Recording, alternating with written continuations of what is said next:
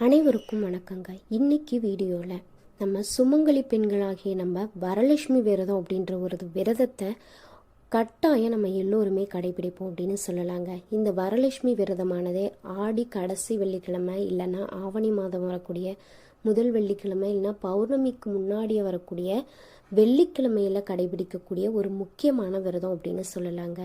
இது குறிப்பாக சுமங்கலி பெண்கள், அதாவது தீர்க்க சுமங்கலியாக இருக்கணும் அப்படின்னு திருமண தடை இருக்கிறவங்க இந்த விரதத்தை கடைபிடித்துட்டு வரோம் அப்படின்னு சொல்லலாம்.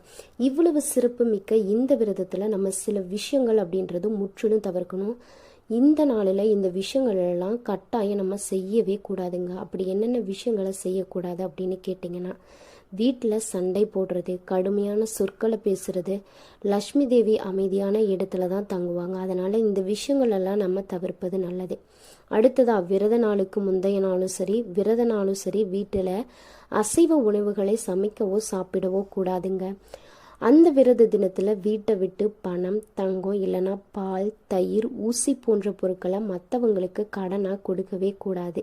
இந்த நல்ல நாளில் மற்றவங்களிடம் இருந்து நம்ம கடன் வாங்குவதையும் நம்ம கடன் கொடுக்கறதையும் தவிர்ப்பது ரொம்ப நல்லது.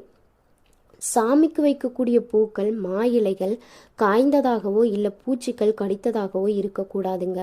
லக்ஷ்மி தேவிக்கு பிடித்தமான நல்ல ஃப்ரெஷ்ஷான பூக்களை தான் அவங்களுக்கு நம்ம படைச்சு வழிபடணும். அடுத்ததா, இந்த விரதம் இருக்கக்கூடிய பெண்கள் அன்றைய தினத்தில், அந்த விரதம் இருக்கக்கூடிய பெண்களாக இருக்கட்டும் மற்றவங்களாக இருக்கட்டும், இந்த விரத நாளில் பகல் நேரத்தில் தூங்கவே கூடாது. அன்னைக்கு நம்ம மாலை நேரத்தில் வீட்டுடைய நிலைவாசல் கதவை மூடி வைக்கவே கூடாதுங்க. விளக்கேற்றும் போது கதவுகள் அப்படின்றது திறந்து தான் இருக்கணும். அன்றைய தினத்தில் நம்மளுடைய வீடு, பூஜை அறையா அசுத்தமாக வச்சிருக்க கூடாது.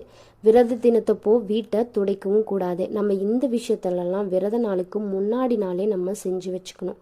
அடுத்ததாக, வசதிக்கேற்ப எளிய முறையில் பூஜை செய்தாலே போதும். மற்றவங்களோட நீங்கள் ஒப்பிட்டு ஆடம்பரமாக செய்ய முடியலையே அப்படின்னு அன்றைய தினத்தில் வருத்தப்படக்கூடாது. நம்மளால் என்ன அந்த அம்மனுக்கு செய்ய முடியுதோ அந்த விஷயங்களெல்லாம் நம்ம செஞ்சு வழிபாடு செய்யலாம். அன்னைக்கு நம்ம முக்கியமாக கவனிக்க வேண்டிய விஷயம் அப்படின்னா, பூஜைக்கு தேவையான பொருட்களை நம்ம வியாழக்கிழமையே வாங்கி வச்சுக்கணுங்க. மங்கள பொருட்கள், வீட்டிற்கு வரக்கூடிய சுமங்கலி பெண்களுக்கு தாம்பூலத்தில் வெற்றிலை, பாக்கு, மஞ்சள், குங்குமம் தராமல் அவங்கள அனுப்பவே கூடாது. அடுத்ததாக, மனமீதி. பூஜையின் போது லக்ஷ்மி தேவியினுடைய பாடல்கள் இல்லைனா மந்திரங்களை மனசார நம்ம உச்சரிப்பது ரொம்ப ரொம்ப நல்லது. லக்ஷ்மி தேவி ரொம்பவே அமைதியானவங்க. அன்றைய தினம் நம்ம வீடு ரொம்ப அமைதியாக